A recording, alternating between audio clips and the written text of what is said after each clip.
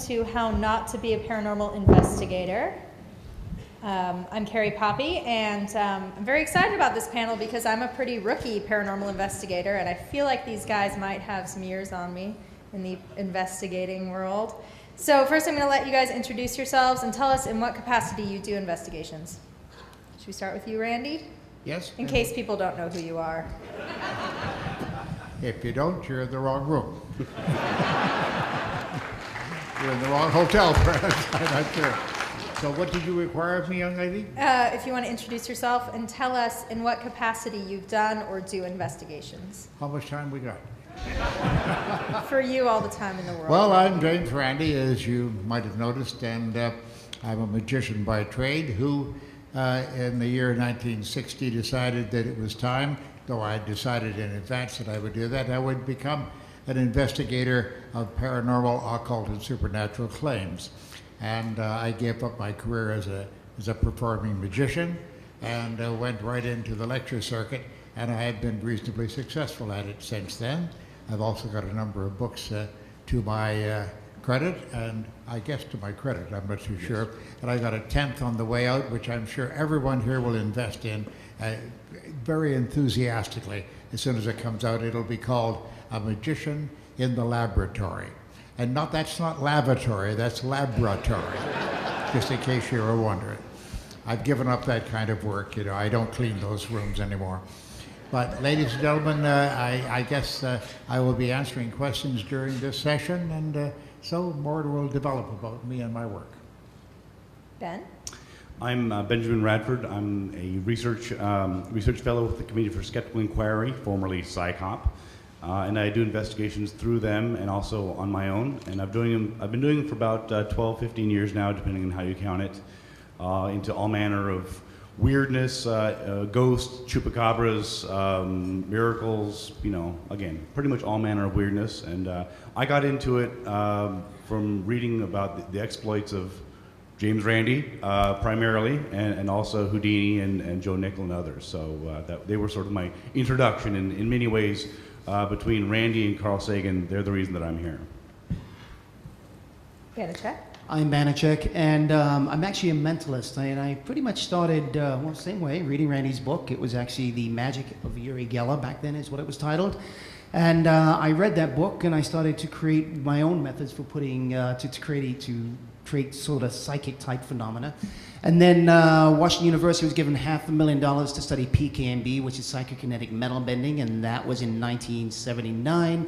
I was studied for 4 years, working very closely with Randi behind the scenes there, and they validated me being a genuine psychic, and we came out and explained that during those 4 years it was actually all an illusion. We were using magic tricks. And that's pretty much how I got started. Now, the last couple of years, not so much investigation, although there was investigation behind that. And part of that is because now I'm doing the $1 Million Challenge, and we can talk about that as we get into this and what the difference is. Hello, everybody. My name is Matthew Baxter. I'm half of the duo of Brian and Baxter. You've probably seen the green ties around. Oh, thank you so much, one person. I've been investigating for about 2 decades right now. One thing I think I have over these guys when it comes to books is that I'm probably the only panelist here that has actually read all of their books, but written none of my own. So at least I've got that going. But the reason I started out as a believer. And it didn't take very long, just because I have a bit of a critical mind, that everything all these groups were believing just didn't mesh with what I was finding. So every group I joined, I got kicked out of as soon as I debunked their evidence, and just started launching out on my own and doing my own thing. And that's when I found out that skepticism was the real home for me. You say lunching or launching? Well, I lunch quite well, okay, as well. Great. So there are probably lots of new paranormal investigators in this room, or people who would like to become paranormal investigators. What's the most common mistake a new paranormal investigator makes? Watching TV. Okay, how so? All the paranormal shows on TV, there's one exception to this that I've seen, but all of them are complete crap. They all use confirmation bias all the way through. What's the exception? The exception is National Geographic's Is It Real? And if you've got Netflix, go back and watch it. I think quite It's often... 7 people on that one. I think quite often they don't realize what they don't know. They go in, they say, oh, I'm a skeptic, I've read some books, I've read Randy's books, and now I can be an investigator. And they also don't go in with a little bit of an open mind. And basically what they're doing is they're doing exactly what the scientists did with me. They're going in with their own bias, and they don't know how to step away from that bias and really do proper investigation. In my experience, the biggest problem that there's a handful of them, but one of the biggest ones is a lack of research. They just jump into cases cold, and for example, I'll see ghost hunters or ghost investigators who they'll go into a supposedly haunted location and they'll immediately turn off all the lights, which is weird to me. And then they'll walk around with cameras and they'll be hunting for ghosts. And I'll try to explain, well, what is the claim? You have to establish the claim. What is supposed to be happening here? And they'll completely forget that. They'll be like, oh, there's a claim? It's like, yeah, that's what you're supposed to be doing instead of wandering around the place in the dark. And so they don't do the research, they don't do the background work on it, and so then they just sort of end up with this sort of weird investigation. Well, now, Ben has just made very evident the thing that I so admire about his approach, that is, prepare yourself. Ask the questions in advance and determine what's going to happen, and ask them to decide what the claim is that they're actually pursuing or investigating. So I congratulate you for that, Ben, as I have before. But my concern with this matter is the media itself. In general, the media doesn't give a damn whether what they present via television, in books, in radio, in any way, and in public meetings. They don't really care whether what they're presenting has any truth behind it or not, just as long as it sells sponsors goods. The bottom line is, will the sponsors be happy with it? And the sponsors will be happy if lots of people are tuned in.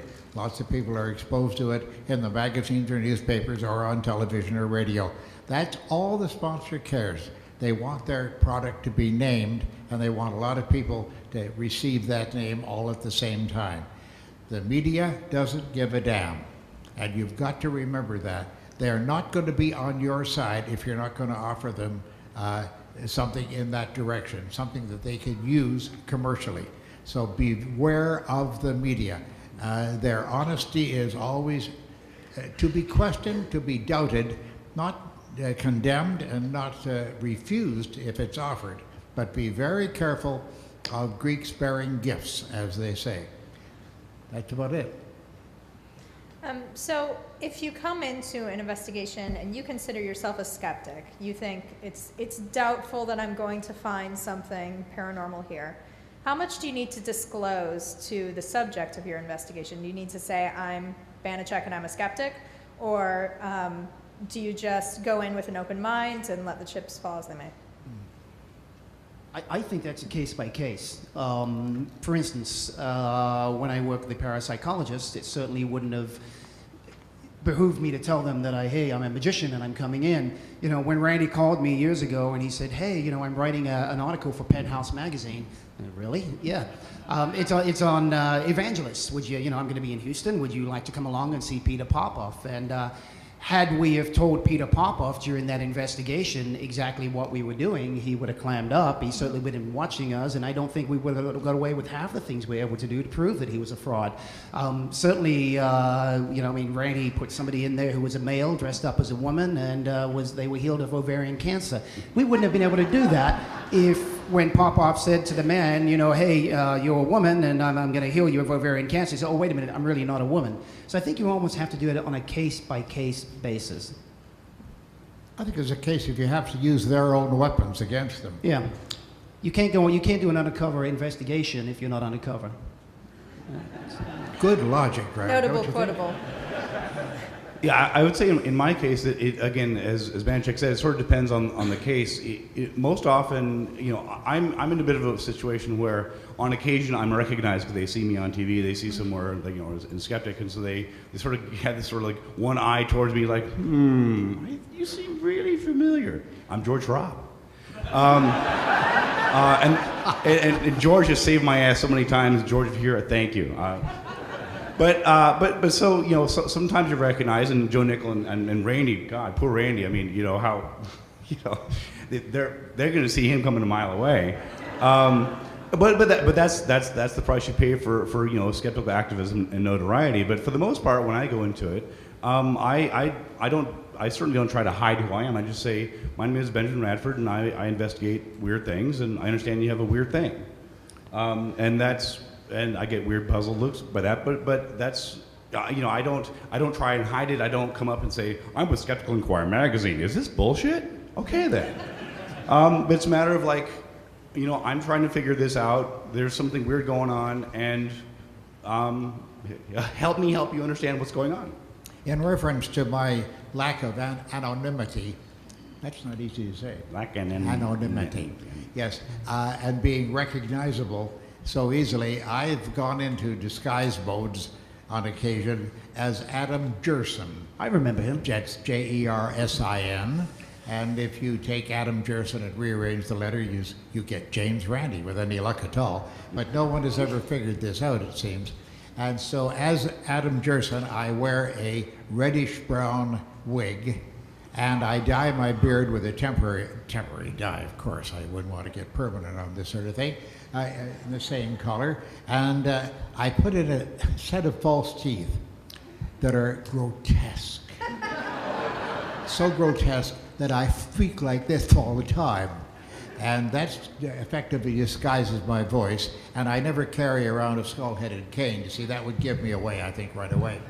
But I've had to go into that disguise, and I've had many pictures taken of me in disguise like that, and many videotapes as well, and you can look them up on YouTube, because they know everything, along with Google, of course. But I've done that, and I've done it rather effectively. So disguise does work. The greatest thing in the world is when you know he's Adam Jerson and you're sitting at the same table with Randy, but yet he can't say he's Randy because he's in this disguise, and then you start up a conversation with believers about Randy and how terrible Randy is. It's just such devilish fun.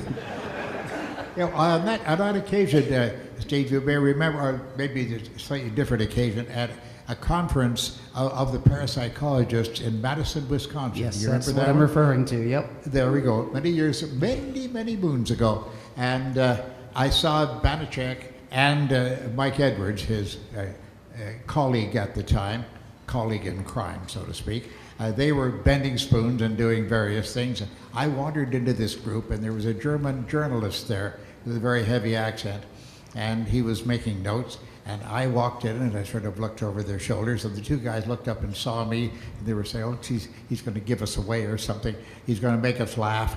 And at one point, the German journalist turned to me, and he said, you know,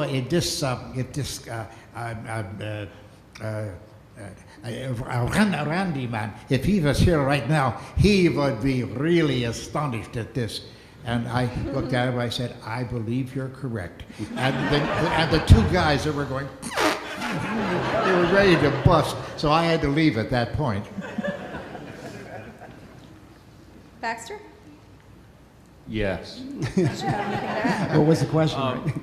No, I would have to agree with what Ben said, except for the fact that I probably wouldn't refer to their weird things the way he did. Show me your weird things. Yeah, show me your weird things. You get a wide variety of answers to that, let me just tell you.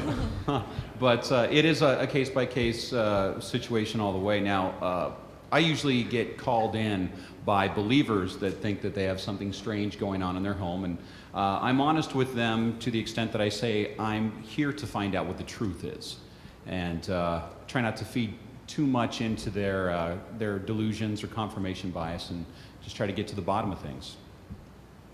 Okay, so it sounds like there's general consensus that you don't have to disclose up front that you're a skeptic, because it might even mislead about you having drawn a conclusion beforehand.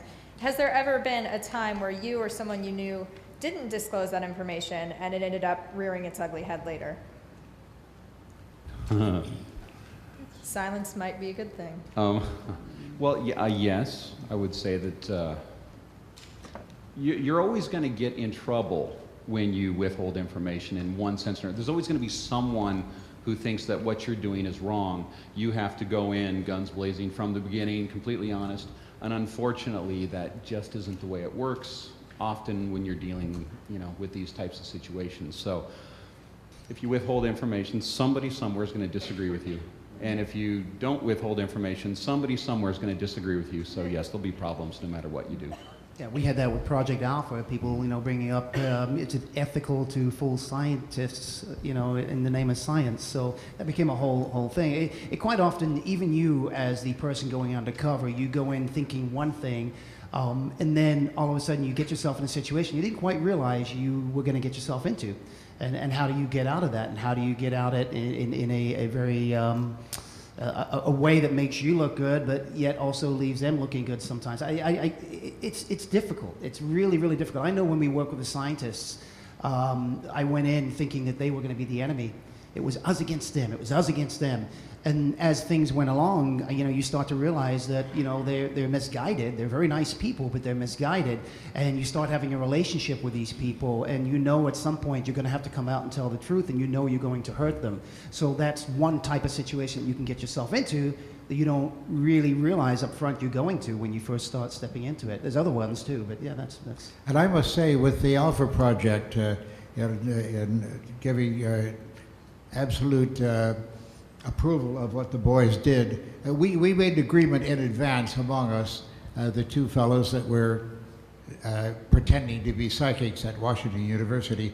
We made an agreement in advance that if they were ever asked after they did a performance, was that a trick? They would immediately answer yes, and we were sent here by James Randi. So that was an agreement we made in advance. They were never asked. Sometimes the professor in charge of the thing would read letters from me saying things like what they had just done a couple of weeks before. If the subjects you're examining ever do this, that, and the other thing, do the following. I was giving them good advice on how to catch the cheaters. The cheaters that I knew had just done this 2 weeks before, and I was giving them adequate advice. If the kids ever do this, and he would read the letter with great amusement. Can you imagine? He believes that we could be fooled. It just shows you cannot warn the people who already think they know the answer to these questions. And we also made an agreement in advance of Project Alpha. We said that if it ever comes to a point where they will be published in some sort of a group organization or in a scientific paper or whatever, the results of what they think they've found in the laboratory, we will immediately announce it to them. Now, that resulted in a rather unique situation. It came to the point where the Parapsychological Association was going to have a big meeting, and one of the features of the meeting was that this university and this professor, who will remain nameless, mercifully, was going to read a paper in which he announced that he had discovered 2 psychics. They were young kids, and that was our Alpha kids, you see. We found out about this, and I immediately told the kids, okay, we have to go along with what we said we would do. And then I thought to myself, however, if we just simply go to Phillips, if I were to go to Phillips, for example, who I had never met, and I had not been welcomed by him, he already sent me a letter saying, we don't need a magician to help us find any fakers, thank you. Which is obviously not true. He did need such a person. However, I said, if I went directly to Phillips, he might think that I'm just trying to blow up their project. So I let the intelligence about this, the facts about this, leak to a fellow named Marcello Truzzi, who was he couldn't keep a secret to himself at all. So I just let him know surreptitiously through another source that the 2 kids were fakers, and he got the news to them. And we have a copy of the original scientific paper, page for page, the way they were going to present it, which is very positive. These kids are psychics, no question of it. And we saw the improvements they made on it by putting in modifiers like apparently and perhaps, and we suspect that all of the little things that they inserted in the thing came down to a paper which had no positive statements in it whatsoever. It was very poorly received by the Parapsychological Association, but it was a much more factual paper. So we did our duty in exposing this thing before it led to some careers being put in danger, for example. I think it's important that when you go undercover that you set up your guidelines in advance, that you take a look and you have your hypothesis, which is what we did. We had to, but you know what your exit strategy is going to be, and you stick to that as much as you possibly can, because at some point as you move through this, your emotions are going to take over. And you've got to be very careful that you're not going off your emotions. So try to stick to that strategy as much as you possibly can, that exit strategy, which is exactly what we did. And the Alpha kids often said to me, when Phillips was committing himself more and more, pardon me, that's the name of the professor, I slipped, I'm sorry. When he had committed himself more and more to the genuine quality of these kids, they would call me afterwards saying, oh, but Phillips is in so deep now and everything, I don't think he can ever get out of it. And I said, we've got to go along with our protocol because we've got to prove that these people can be taken in by a couple of clever kids who can do tricks. And but they felt very badly about this, and they got to like Phillips because he was innocent of guile. He was just not very well informed. I would just add one thing to the question of identifying yourself as a skeptic. You have to realize that to a lot of people, they don't know what that means. They seriously don't. I mean, if you say, I'm a skeptic, they're like, You know how many claimants I get? You doubt things? How many claimants that say they're going to apply, and that it always starts out, I'm a skeptic, but I have this power. Yeah. Yeah. So the problem is that even if you go into investigation and say, I'm doing this and I'm a skeptic, that means nothing. For example, the ghost hunter guys, the plumbers, they call themselves skeptics. Make of that what you will. Yeah, exactly. Well, they are. They're also frauds. They know, yeah, I said it, sue me. Because we got proof that they are. Now the thing is that they actually don't believe a damn thing they see on that show, because they've admitted to us, Brian and I, the times when they have cheated. They know there's no ghosts out there, but they know damn well what sells to the advertisers too, or for the advertisers. So they're skeptics, sure, they're telling the truth there. Unfortunately. There you go.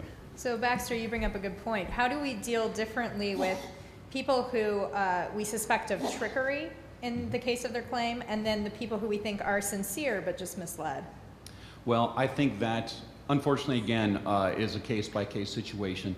When, say, like if I was assisting Banachek with a $1 million claimant, something along those lines, and we suspected them of possibly being a trickster, we would have to treat them identically to the way we would treat someone that we thought was completely sincere.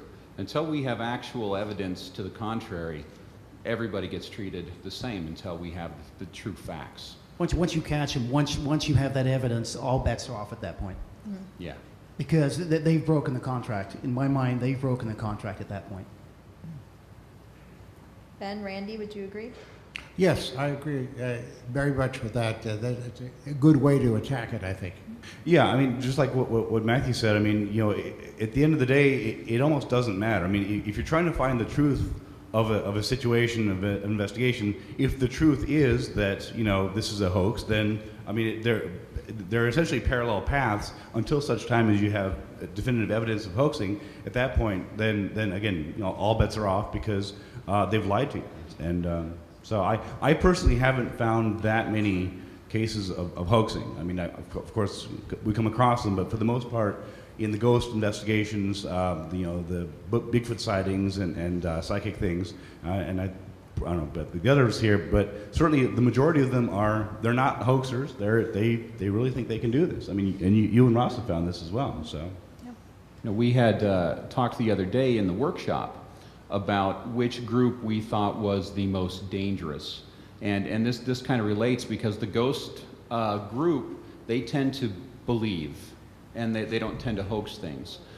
They might push their facts a little bit to try to get others to believe them as well. But they do tend to believe. It's the UFO crowd that tend to hoax things. But their belief is so strong that they justify their hoaxing with it. And they will shoot you if you disagree with them. That reminds me that there was a man wandering the halls earlier who told me that he believes in UFOs but not in aliens. And I said, I can get behind that. I agree that there are things flying that I don't know what they are. Is that what you mean? So, okay, how and when does paranormal investigations become unethical? From the minute you get the phone call. There's always going to be someone who disagrees with what you do, and I think ethics is a very malleable term. Everybody's ethics are slightly different. So by us answering the phone call, to some people it's like, well, you never should have even done that.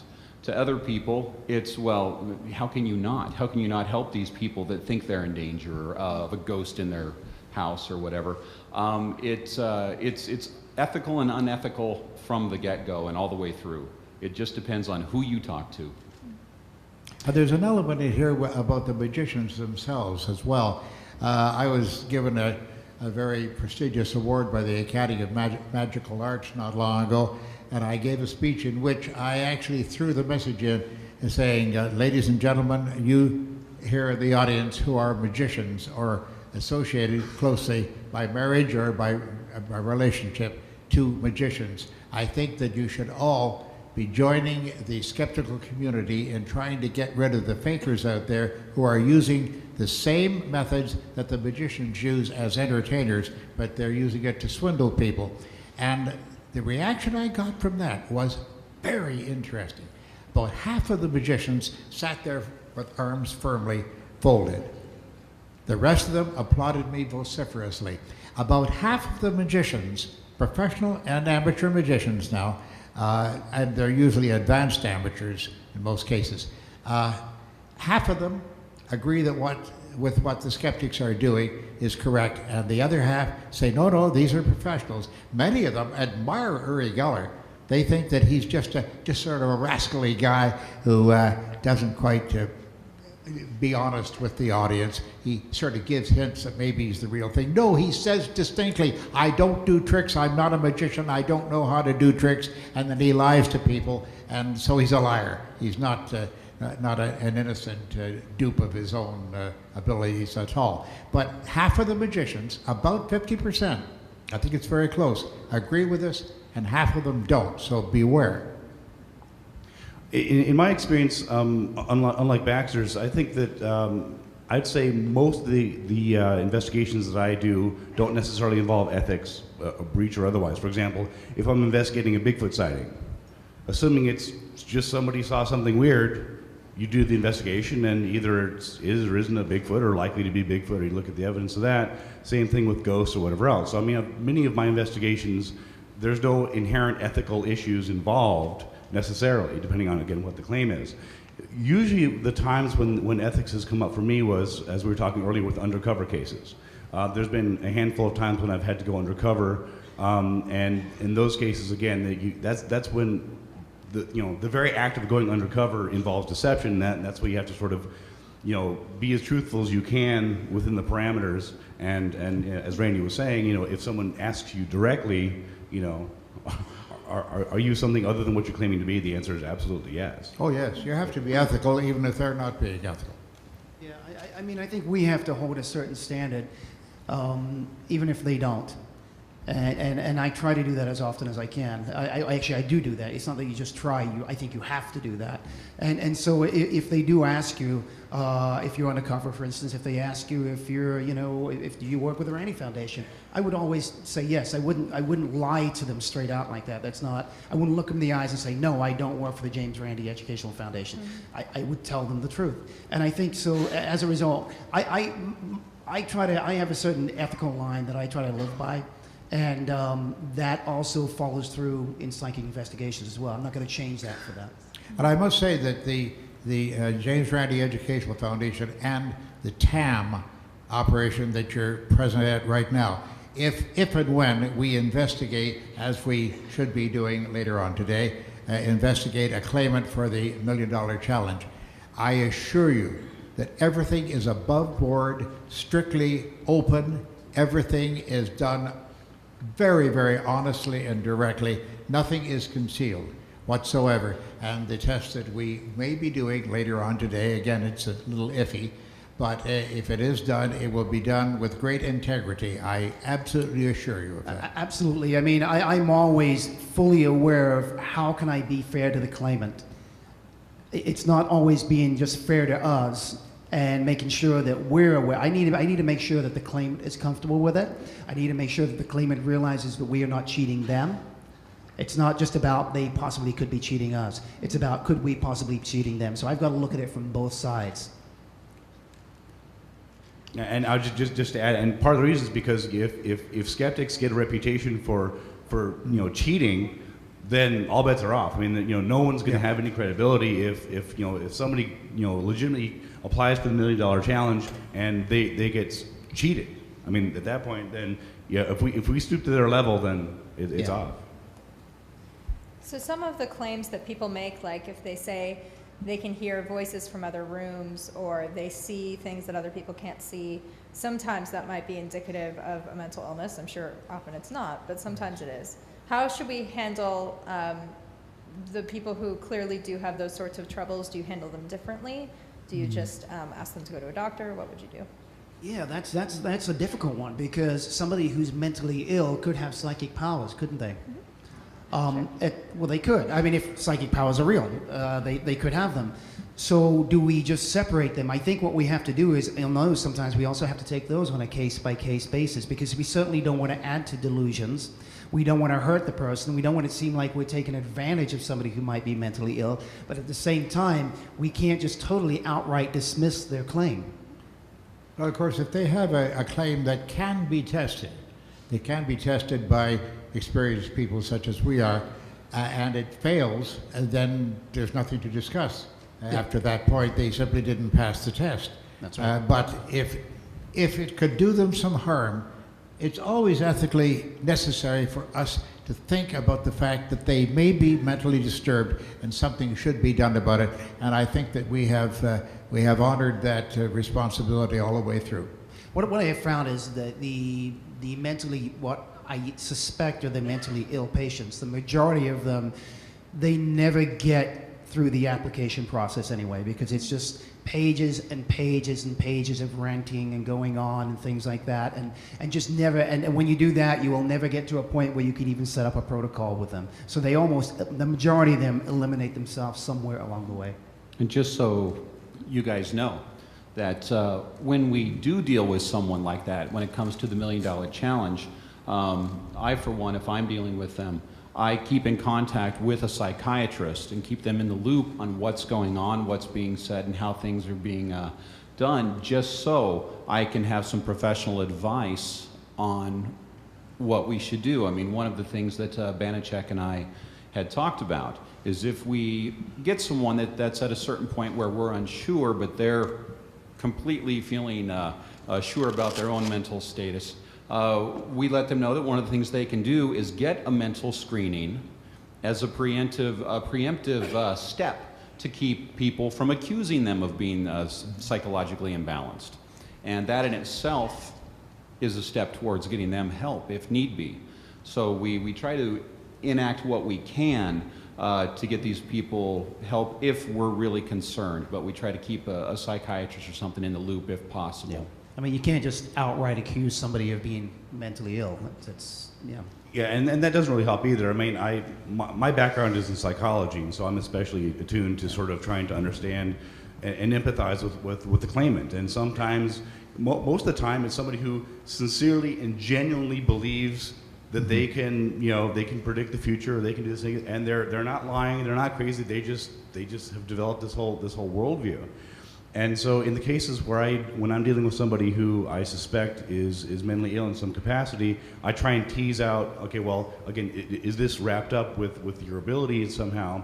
And, and are there ways in which I can sort of steer them towards competent mental health? I mean, I'm not a counselor, I'm not a psychologist, and furthermore, that's not my job. I mean, ultimately, oftentimes, and I'm guessing everybody here on this panel and elsewhere, has had a case where you begin with an investigation and you sort of end up being their counselors, and you don't want to find yourself in that position, because that's not what we're doing. On the other hand, there's definitely a psychological counseling component, even to people who aren't mentally ill, even to just people who are grieving. Banachek had talked before about the grief vampires and Sylvia Brown and these people who prey on people whose family members are dead. And there's that's not mental illness, but in some ways, the way it can manifest itself, it can be very similar.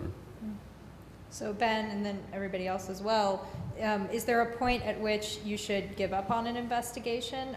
Are there times when you felt like I need to withdraw because I may be doing more harm than good? Oh, you have to have perfectly good reasons for giving it up. Otherwise, they say, oh, they know that I've got the powers, and they're afraid of investigating. You've got to protect yourself in that respect.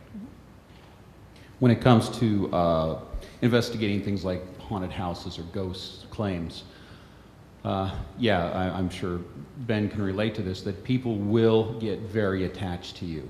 You're the person that brought them the solution, so now they will try to have you solve every one of their problems, and you do have to have a point where you just pull out and say that's it. And of course, it usually comes with a lot of anger from them.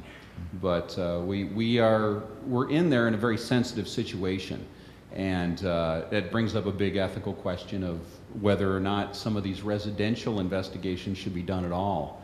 I think that they should, but it's how they get done that's the scary part.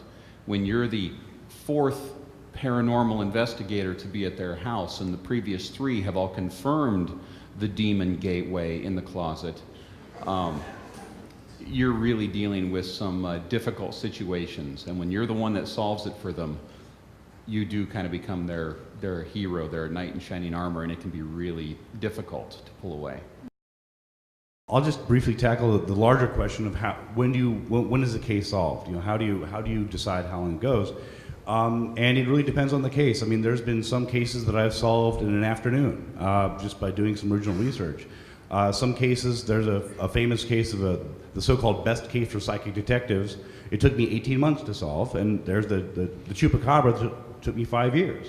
And so sometimes, it depends on the scope of the investigation, depends on what you're investigating. And again, I think one of the problems that TV shows show is that people see these shows and they think that mysteries are solved in 53 minutes. And if they just go overnight and wander around a scary, spooky place, you're going to solve it. Well, no. Sometimes it's like a homicide. Some homicides are solved within a couple hours. Some homicides, are solved 20 years later, and some have never solved. So you have to be willing to put in the time and the effort to see the investigation through. And so, how long does an investigation take? It takes as long as it takes to solve the case. I have always described these paranormal shows on TV as a bunch of inexperienced people with overtuned instruments that they know very little about show up in a very old, creaky, drafty house, and they sit around in the dark until something goes thump. Then they turn on all the lights and scream and run for the doors, and that's the end of the program. Yep. I think one thing that you can do also if you're dealing with people directly when you're doing investigations with them is try to just deal with the facts. Don't get caught up in all the emotion. Because the moment you start getting caught up in the emotion, they feel like you're empathizing with them, and now you become their friend, and you get a lot of this back and forth. Just deal with the facts of the investigation. What is it that you're investigating? What is it that you're looking for? And you'll find it a lot easier to be able to step away if you have to at any point, because you're just dealing with the facts. Quite often, I'll get 5 or 6 pages of something from somebody, and I will just reply with one line. Just dealing with the claim or the fact itself. I don't care about all this other stuff. And I can't care about that, because if I do, I'll have so many of those people coming out of the woodwork, and now I become their therapist, and that's not what I'm there for. And oftentimes the claim comes with all this extra baggage. It's not just that X happened. It's that X happened, and by the way, my mother-in-law was in town, and let me tell you, we went shopping, and then this happened, and it turned into these big, whole, beautiful, long narratives. And I'm like, okay, just... He's like, what exactly happened? Well, let me tell you a story. No, don't tell me a story. Tell me what happened. So, Banachek, you mentioned something at the beginning of the panel about the differences between investigations and, say, reports or tests or demonstrations. Yeah, I mean, although there's some crossover there, I don't really see like the MDC, the $1 Million Challenge. I don't see that as really investigation. It becomes that afterwards. It becomes that down the line, and we have to do our own investigation and make sure we're setting up proper protocol. But it's very, very different compared to if you're going into a full-blown investigation. We basically have $1 million for anybody that can demonstrate a paranormal ability under observable conditions. And I have to worry about protocol for those conditions, not so much investigating the entire thing. Can they do it or can't they do it? It's not so much about how they are doing it. Now, when we are done, if they pass, then it is, how are they doing it at that point? But that should already be covered with the protocol. Yes, Randy? No? Yes? I agree. Yeah, okay. Just wanna, yeah. I'm good. Validation. Okay, so one last question, and then we'll open it up to questions from the audience. So these ghost hunters that we see on TV, are they doing paranormal investigations, or is it a misnomer? Briefly, No. Most of them. No, most of those shows are scripted anyway. And I can tell you right now, a really easy way to see if a show is scripted, turn off the volume and just watch it. And you'll be amazed how quickly you can spot that it's all just acting. You can also see a lot of them have disclaimers at the end of the show. And often they are called a docu-soap, which means we read from a script. So no, they're not actually doing anything. Now, the TV-trained ghost hunter that tries to go out and emulate those shows, well, we're talking about the flexibility of language. To them, what they're doing is paranormal investigation. But to them, a skeptic means non-believer cynic. To us, that's not paranormal investigation, and skeptic means open-minded and willing to find the truth and doesn't take things at face value. So we're almost not speaking the same language. Mm-hmm. Yeah, I would just add that they're not doing investigation. They're not sort of doing any sort of investigation that I would recognize as investigation. Primarily because investigation, it means to investigate. It means to try and get to the bottom of or answer a question of. Sometimes this is not what scaring they're yourself doing. to the point of wetting your pants is investigation. What was that? What was that? Oh my God! Oh my God! That's not investigation. It's 52 minutes of mildly entertaining television in some cases. But the purpose of the actors or participants or whatever you want to call them, the purpose of the show is not to seek the truth. This is not a documentary. This is not someone trying to solve a mystery. These are people trying to fill an hour of entertainment. That's all they're doing. and those disclaimers that scroll up and down the screen so fast at the end, if you slow it down, if you've got a TiVo facility in your TV, slow it down and read what they say there. They go so fast that you can't read them. The disclaimers are so comprehensive. They disclaim everything. They take no responsibility for anything whatsoever. They end up pretty well saying, none of this should be construed as being true. That's what it sums up to when you come right down to it. For entertainment purposes only. Yes, exactly. And there's not much entertainment in it as far as I can see. All right, we'll open it up to questions from the audience next. George?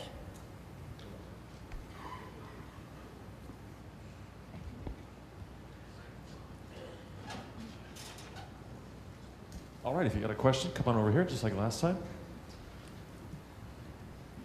We got time for a bunch? Yeah, we do. We have a good 15 minutes. Yeah. Oh boy. Come on. Here they come. We don't want to block sight lines. That's why we do it up this way. Question is, how do you, knowing that every investigation is going to end up in BS, how do you maintain patience in dealing with these people? Well, we're required to.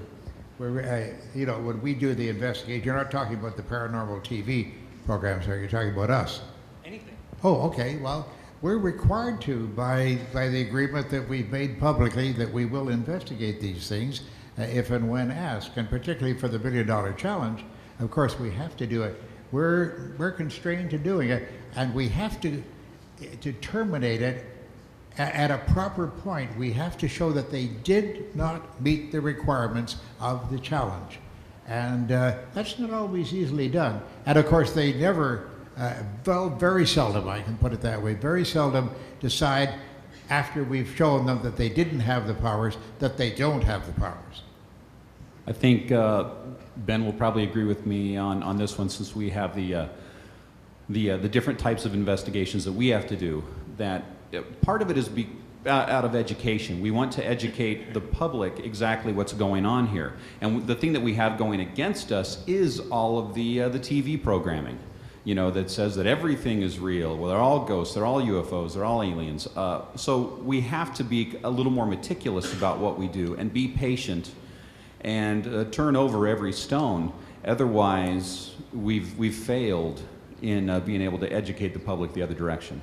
I always find I learn something from these. Every single one of them, I learn something. And to me, that's interesting, that's entertaining, and it's knowledge. So it's not like I'm just going in and saying, okay, I know this is BS. And in some instances, I've got to step away from that, but many I do know that it's going to be BS, more than likely walking into it.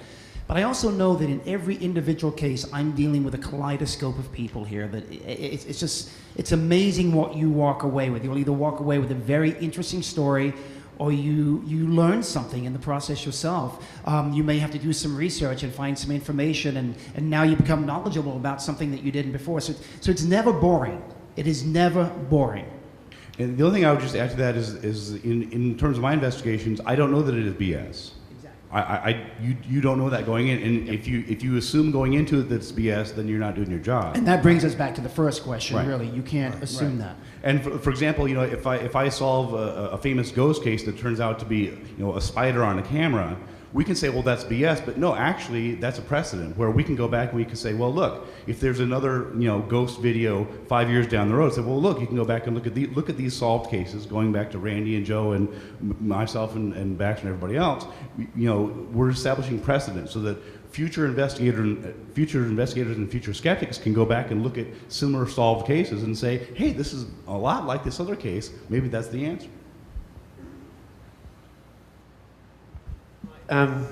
Obviously, the JREF has the elite of the magic world, but there's a lot of young, clever magicians coming up with new techniques, new technologies. How do you guard against the fact that someone may just come up with a new technique that you haven't seen before and can pull one on you? You have to stay abreast of it. Yeah, I mean, I just had that discussion with Penn just recently. It's just there is so many new techniques and that. In some sort of way, we are a little bit protected in the aspect that we have a preliminary and a formal test. So if they pass the preliminary, I have a lot of people that I can go to. I've got a lot of young people, and we've got, I mean, there's just a lot of people we can speak to and try to find out about the new technology. Did it again. New technologies that are out there, and find out, and you know what's out there. It is scary in this day and age of technology. It's really scary of how quickly things are moving forward. So, yeah, it's a concern, but we try to stay abreast of it. I understand that the title of this forum was How Not to Conduct Investigations, but I'd be interested to hear what advice you would give to somebody who says, we think that there is a haunting going on in this house. How should we conduct the investigation? And to add to that, can you imagine a scenario in which a haunting or the existence of ghosts would be confirmed? Well, you'd have to get some definitions going for you. What is a haunting? What is a ghost? And a few things like that. Mm-hmm. Every case is individual, though. Absolutely individual. No case is like any other, except on general principles. I think once you know what the claims are, once you know what's happening, I mean, even here you have enough resources to be able to make the right phone calls, to get help and find out how you're going to investigate that. I mean, that's such an encompassing question, because ghosts come in supposedly so many different forms. And, I mean, is it a demon? Is it a ghost? Is it a spirit? Well, you know, what is it? Is it hiding in a box? Is it hiding in a mirror? You know, what is the mirror doing? You know, what is my doors opening and closing? It just really depends on what it is that they're claiming. I'll just add that I actually wrote a book that answers your question called Scientific Paranormal Investigation: How to Solve Unexplained Mysteries, and it actually has pieces by Randy and others here, and that it covers a lot there in terms of like what would be considered evidence of a ghost. The example that I think of would be if ghost investigators go to the White House and they claim that they found they're getting an EVP, which is basically ghost voices of, say, John F. Kennedy's ghost, and if they have a recording of JFK saying something, say, commenting on 9/11, Okay, well, JFK died long before 9/11. Now, in this case, we have recordings of JFK. We have his voice prints. We can compare this. And if we really have a verifiable audio recording of John F. Kennedy's voice describing some event that happened after his death, is that proof positive of ghosts? No, but it's a hell of a lot stronger than anything we got now. So that would be a first step. One big thing that we see is that, when you were talking about if there's a house that you believe is haunted, just make sure it's not your own house. It's one of the biggest mistakes that we see is people think that their own house is haunted and they try to start investigating it. And the problem is there's nothing as cool as living in a haunted house in your own mind. My house is haunted. So anything you do trying to investigate your own house is going to be so skewed and so biased that you really do need to talk to some skeptical friends. There's skeptical organizations in every town just about, and have them over for dinner. My question is, how do you decide what you want to investigate? Because there are so many different ones out there. Like in my field of astronomy, how would I know, or how would I make the decision, or how would you recommend you decide, say, should I investigate the latest electric universe claim or the latest UFO claim? Or like with what you do with Rocky Mountain Paranormal Society, how do you decide, well, do I invest this haunted house on this street, or do I invest this other haunted house? How do you make those judgment calls of setting priorities? That's a difficult one. Now, we tend to get the emails and phone calls requesting our help. So for us, it's a matter of wading through them, and a lot of the times it'll be the people involved that make the decision for us, because this is a very common scenario. Oh my God, we're being attacked by this ghost and it's doing all these horrible things and the walls are bleeding and there's pea soup all over the place and we need your help immediately. Well, we can be over there about 4 o'clock. Well, that really doesn't work for us. I've got to pick the kids up. How about, well, I'll check my calendar, get back to you. So they've got the most horrible thing going on in their house, but suddenly they don't have time because it doesn't fit their schedule. We tend to pass those ones by. If we've got someone that's genuinely scared and will put everything aside for us to come take a look at it, we'll jump on that first. But the problem is you can open up the newspaper and see the story about the psychic that's coming to visit that you can go get tickets to and try to catch her or catch him in the act. Or there's the story about the gym that overnight their security camera caught the ghost, traveling across the gym. You've got all these things. You can just open up the newspaper and see which one strikes a chord. Cattle mutilation, got to go check that out.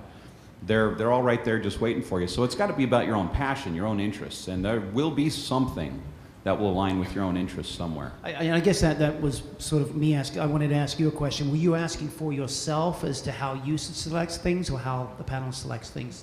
Well, I mean, specifically me, because I'm going to be doing this, but I figured I could learn from how you choose to select. And I guess what you said at the end, it's what are you passionate about? Because whatever you are passionate about is what you're going to really follow through and what you're going to be excited about doing.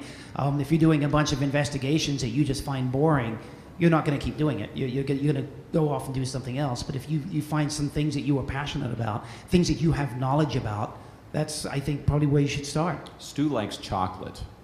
I know that. And the only thing that I would add to that is go with what the best evidence is. Don't waste your time on some tiny little case no one's heard of, there's no good evidence for.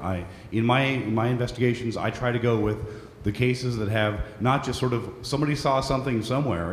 We have video evidence, we have photographs, we have multiple eyewitnesses. The stronger the case, oftentimes the more interesting it is and the more useful it is. I mean, what's the point in spending lots and lots of time on my grandmother saw something in the sky in 1978. Okay, good. I mean, have fun with that. I think we have time for 2 more. Yeah, I wanted to go back to the TV shows for a second, specifically the one Factor Faked. If you guys could comment on their investigative techniques, because with this show, they do actually, they'll do these investigations and then we'll find a natural explanation for some of the stuff. But the other things, they'll be like, well, we have inconclusive evidence, or they'll even say, well, this seems to be a haunting, right?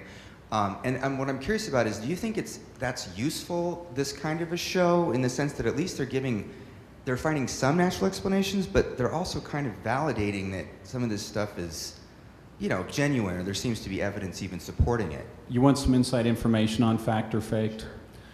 Their scientist, Bill Murphy, has never taken a science class in his life.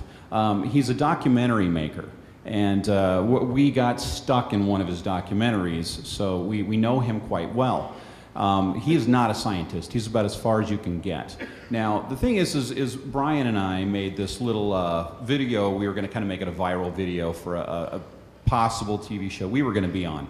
And it had a planchette on a Ouija board move on its own. Well, they contacted us, fact or fake, they contacted us and they said, can you make another one of those where it moves a little more dramatically? Well, we were like, we don't know what you're talking about. You know, how are we going to do that? We don't know what the spirits are going to do. We don't know when they're going to decide to move this. So we went ahead and we made another one that was kind of fun, and they said, well, we want it a little more dramatic because we need to give this to the team to deem real. And they said, you know, we were like, well, we're not going to do that. And they said, well, we'll give you $1,500. Wow. To make this video for us so we can give it to the team so they can discover that it's real.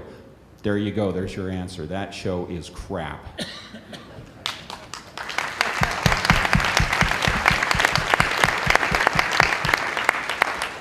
Apart from the spooky stuff, the ghosts and demons and goblins, does anybody call for, say, miracles, weeping virgins, or I think I see the Virgin Mary in my attic? Do you get those kind of calls, and do you approach them any differently? Just for me real quickly, yeah, I've investigated miracles and weeping statues and that sort of thing, and the answer is no, you don't investigate them. I mean, it's all a claim. I don't care what the claim is. Either there's good evidence for it or there's not, and either there's, you know, quantifiable, testable claims or there's not. So I don't, to my mind, a mystery is a mystery, and I approach it the same way. The only real wrinkle in terms of something like that is if you're dealing with a religious belief or a claim that involves religious beliefs, it's good to have a sort of extra red flag, realizing that you're going to be dealing with people who's, you know, if you question the validity of a weeping statue, this also involves their religious identity. This is not just some abstract thing. They may take this as a personal affront to them. Other than that, to me, it's the same. On that question, real quick, if it becomes a huge media event, do you then go investigate it? Sure. Yeah, absolutely. I mean, and to my mind, that's all the more reason, because if you can take a high-profile case and you can solve it in front of the national media, I mean, score one for skeptics. Amen. Matt Baxter, Banachek, Ben Radford, James the Amazing Randi, Carrie Poppy. Let's hear it for him.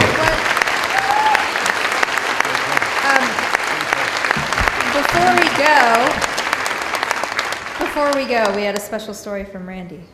Well, I thought I would share this story with you folks, and perhaps I have told it to many of you before, so please bear with me, but I think it proves the point.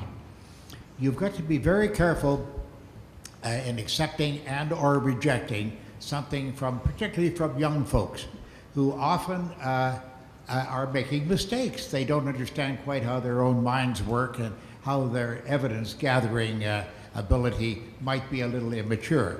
I'm going to give you an example of a member of my family, frankly, the only member of my family that I really, really got along with was my paternal grandfather, George. Oh, wonderful gentleman who had been born in Austria. His family moved to Copenhagen, Denmark, and became Danish citizens.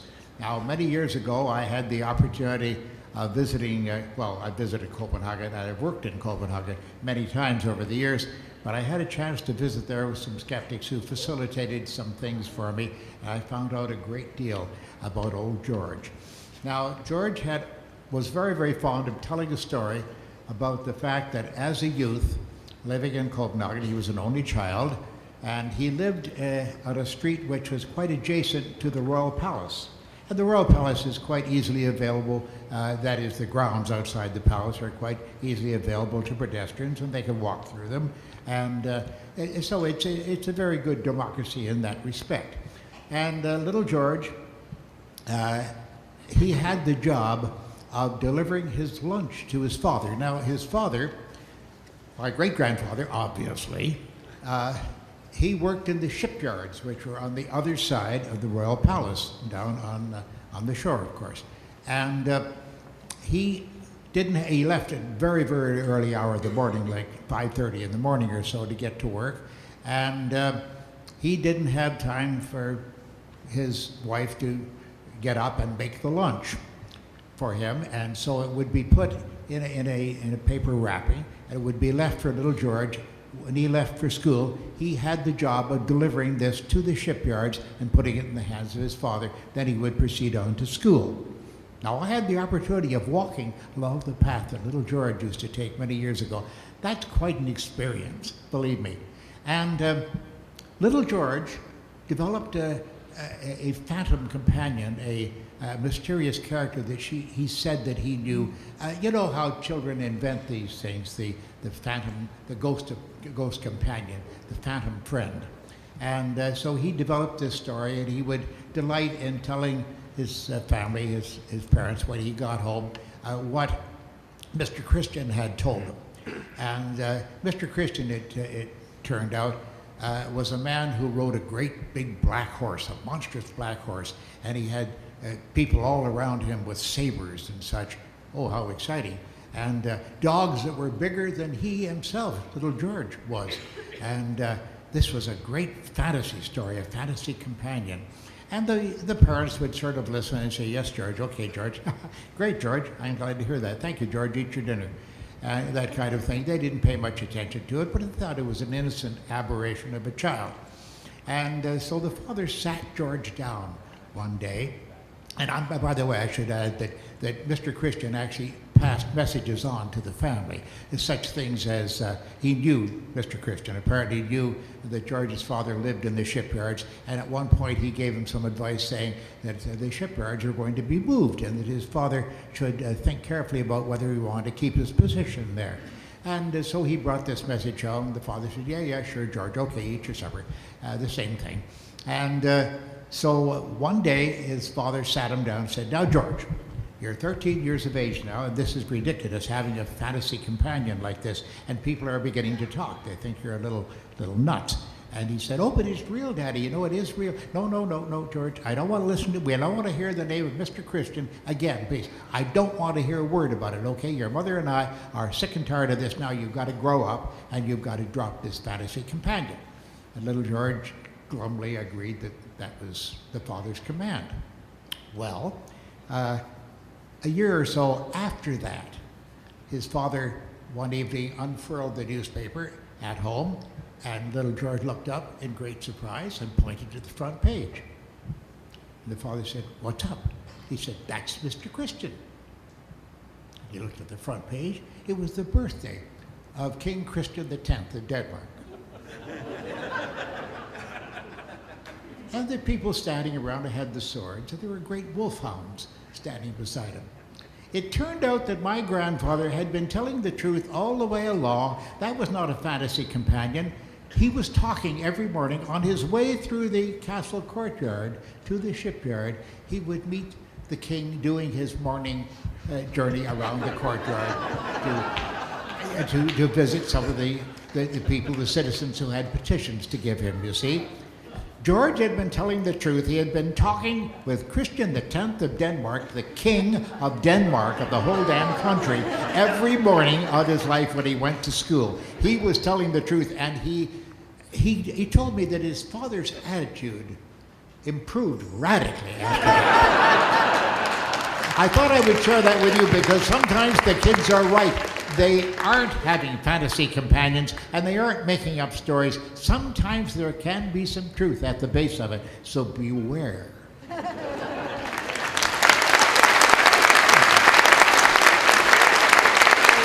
Thank you, James Randi, Ben Radford, Banachek, and Matthew Baxter.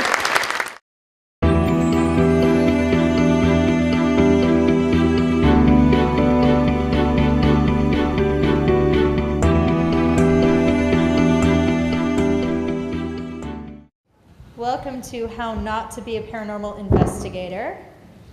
I'm Carrie Poppy, and I'm very excited about this panel because I'm a pretty rookie paranormal investigator, and I feel like these guys might have some years on me in the investigating world. So first I'm going to let you guys introduce yourselves and tell us in what capacity you do investigations. Should we start with you, Randy? Yes? In case people don't know who you are. If you don't, you're in the wrong room. You're in the wrong hotel, perhaps. I'm not sure. So what did you require of me, young lady? If you want to introduce yourself and tell us in what capacity you've done or do investigations. How much time we got? For you, all the time in the world. Well, I'm James Randi, as you might have noticed, and I'm a magician by trade who, in the year 1960, decided that it was time, though I decided in advance that I would do that, I would become an investigator of paranormal, occult, and supernatural claims. And I gave up my career as a performing magician and went right into the lecture circuit, and I have been reasonably successful at it since then. I've also got a number of books to my credit, and I guess to my credit, I'm not too sure, and I got a 10th on Ghost hunters or ghost investigators who will, they'll go into a supposedly haunted location and they'll immediately turn off all the lights, which is weird to me. And then they'll walk around with cameras and they'll be hunting for ghosts.